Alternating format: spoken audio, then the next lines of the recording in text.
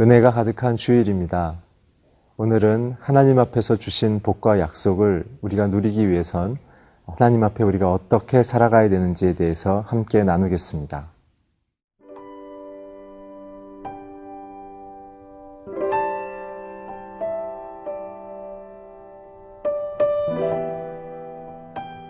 사무엘하 6장 1절에서 15절 말씀입니다.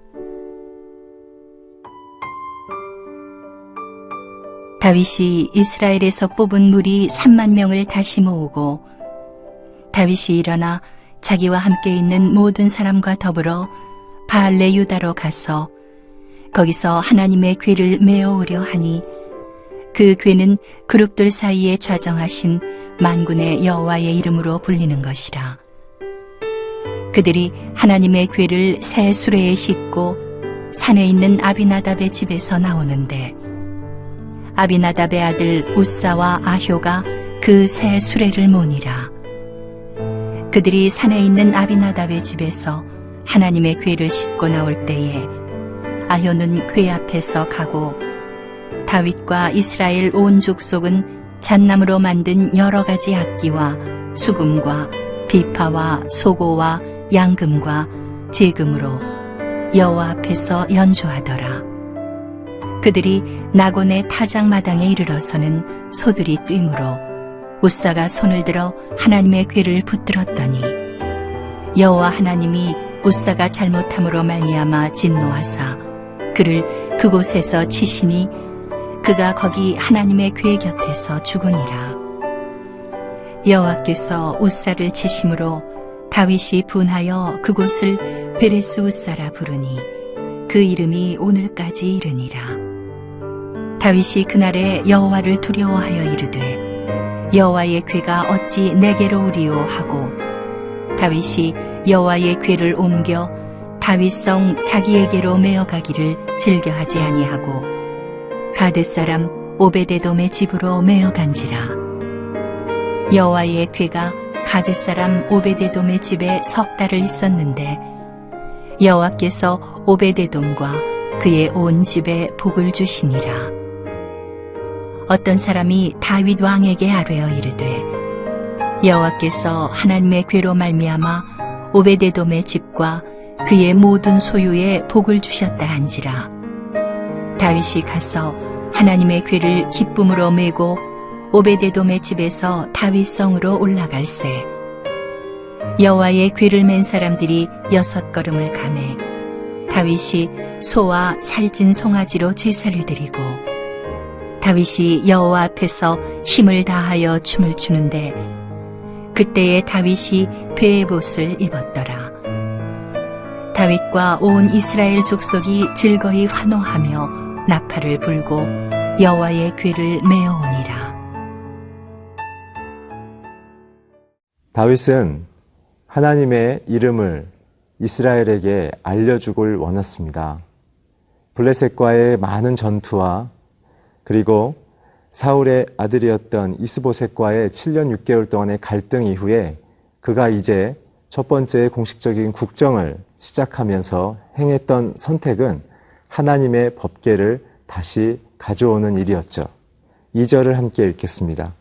다윗이 일어나 자기와 함께 있는 모든 사람과 더불어 바알레 유다로 가서 거기서 하나님의 궤를 메어오려 하니 그 궤는 그룹들 사이에 좌정하신 만군의 여호와의 이름으로 불리는 것이라.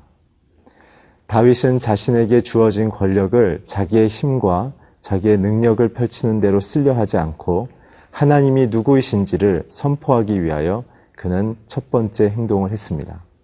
다윗은 하나님을 누구라고 첫 번째 고백했을까요? 2절에 보게 되면 만군의 여호와라고 고백을 했습니다. 만군의 여호와란 뜻은 통치하시는 하나님이십니다. 이스라엘에게 대해서 하나님은 통치하는 하나님으로 자기를 드러내기 위하여 세 가지의 사인을 주셨습니다. 첫 번째는 할례였죠. 할례는 이스라엘의 사람들의 몸에 하나님이 너희들의 주인이라는 그 흔적을 남겨주신 것입니다. 두 번째는 율법입니다. 율법은 이스라엘 사람들이 다른 나라와는 달리 하나님의 말씀과 질서 속에 어떻게 살아가야 될지를 보여주신 사회적인 흔적이었죠. 세 번째가 오늘 바로 하나님의 법궤입니다. 법궤는 하나님의 임재를 상징하고 하나님이 그의 백성들에게 친히 말씀하시는 통로를 의미합니다. 그래서 하나님의 법궤는 이스라엘에게 있어서 부르심의 메시지이고 자신들이 어떻게 살아야 되는지에 대한 목적의 확인이었습니다.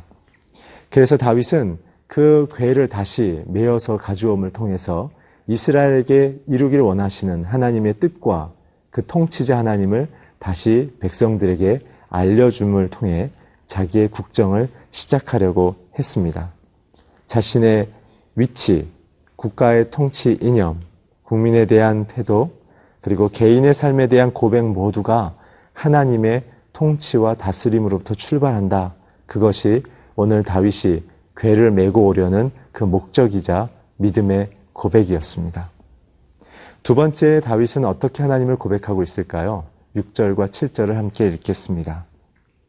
그들은 나곤의 타작마당에 이르러서는 소들이 띠므로 우사가 손을 들어 하나님의 궤를 붙들었더니 여호와 하나님이 우사가 잘못함으로 말미암아 진노하사 그를 그곳에서 치시니 그가 거기 하나님의 궤 곁에서 죽으니라.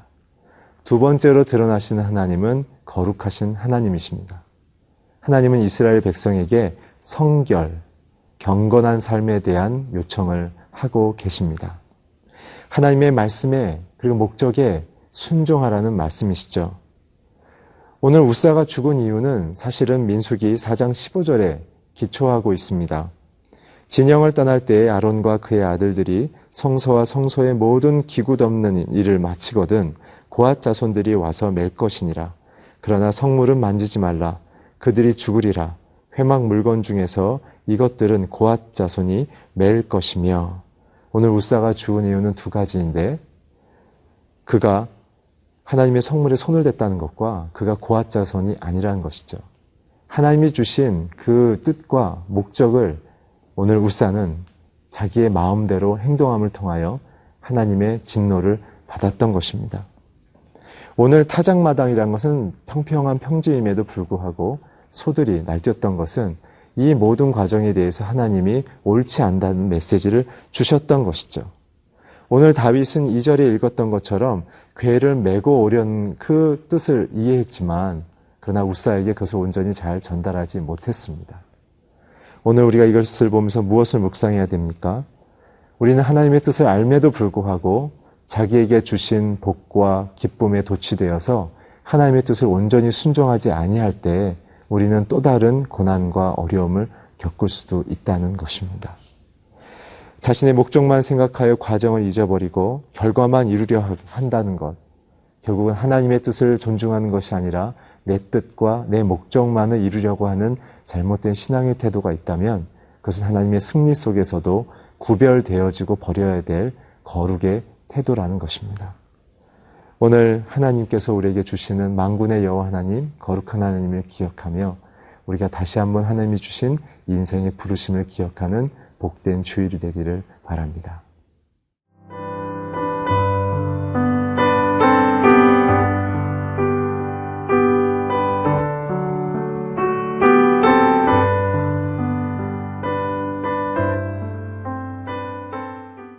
오늘 다윗은 뜻밖의 일을 경험했죠.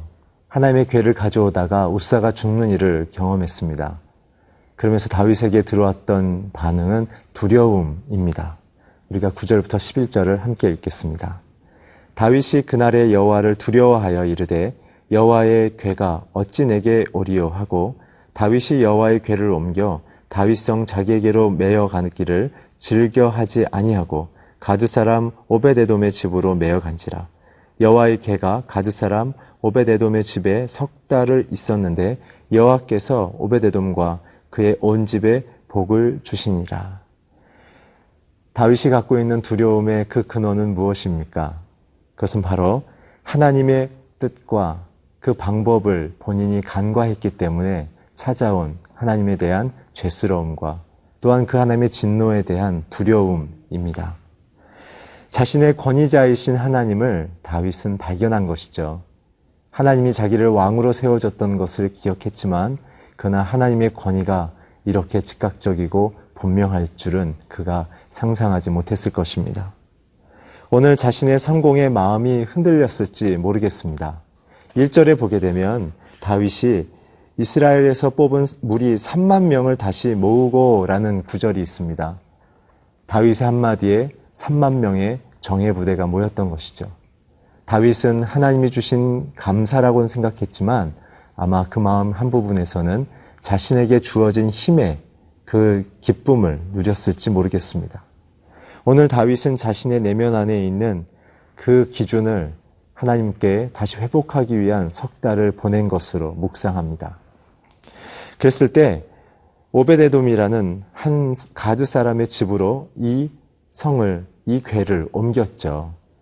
이 오베데돔은 3개월 동안 하나님의 궤를 잘 보관하고 또 그것을 잘 지켰던 역할을 했던 사람입니다. 오늘 이분을 묵상하면서 저는 이러한 고백을 하게 되어집니다. 왜 오베데돔은 3개월 동안 그 법궤를 잘 돌봤음에도 불구하고 11절에 보면 하나님이 그 개인뿐만 아니라 온 집에 복을 주셨는데 70년 동안 하나님의 궤를 지켰던 아비나답은 하나님께 복을 받았다는 기록이 없었습니다. 왜 그럴까요? 바로 오베데돔의 하나님을 향한 태도가 그 결정적인 요인입니다. 역대상 16장 37절 38절에 보게 되면 오베데돔이 3개월 동안 했던 것은 주야를 피하지 않고 이 하나님의 법궤를 3개월 동안 문지기로 지켰다는 사실이 기록되어져 있습니다. 또한 다른 성경 구절에 보게 되면 역대상 15장 21절에 보게 되면 이 3개월 동안 오베데돔은 하나님을 향하여 기쁜 찬송의 예배 인도를 하고 찬양을 하는 예배자로 머물러 있었고 하나님의 권위를 순종하며 기쁘게 받아들이는 그 믿음의 사람의 고백, 기도자였던 것이 기록되어져 있습니다. 오늘 오베데돔이 하나님 앞에 받은 복의 핵심은 하나님의 뜻과 그분을 기뻐하는 예배의 본질을 갖고 있었다는 것 뿐만 아니라 사회적인 활동 속에서 자기의 모든 에너지와 지혜와 경험을 다 쏟아 하나님의 법궤, 하나님의 임재, 자신의 부르신 목적, 자기의 직업에 주신 그 이유와 열매에 대하여 최선을 다해 하나님 앞에 예배자로 살았다는 것입니다. 사랑하는 성도 여러분, 오늘 주일 가운데 이 말씀을 묵상하시면서 우리를 부르신 하나님, 우리에게 열매 맺기 원하시는 하나님, 우리를 통하여 하나님의 거룩과 통치자이신 하나님을 드러내기를 원하는 그 부르심 앞에 우리가 기쁘게 서지 않으시겠습니까? 매일매일 그 하나님의 말씀과 임재 앞에 축제가 있기를 바랍니다. 그 하나님과 동행하는 역사가 있기를 부탁드립니다. 함께 기도하겠습니다. 하나님, 오늘 우리에게 하나님의 말씀과 임재의 상징인 법궤, 그 하나님의 흔적이 날마다 우리의 마음속에 있게 하여 주시옵소서. 통치하시는 하나님의 뜻을 쫓아 거룩하신 하나님과 동행하며 세상 가운데 승리하게 하여 주시옵소서. 예수 그리스도의 이름으로 기도했습니다. 아멘.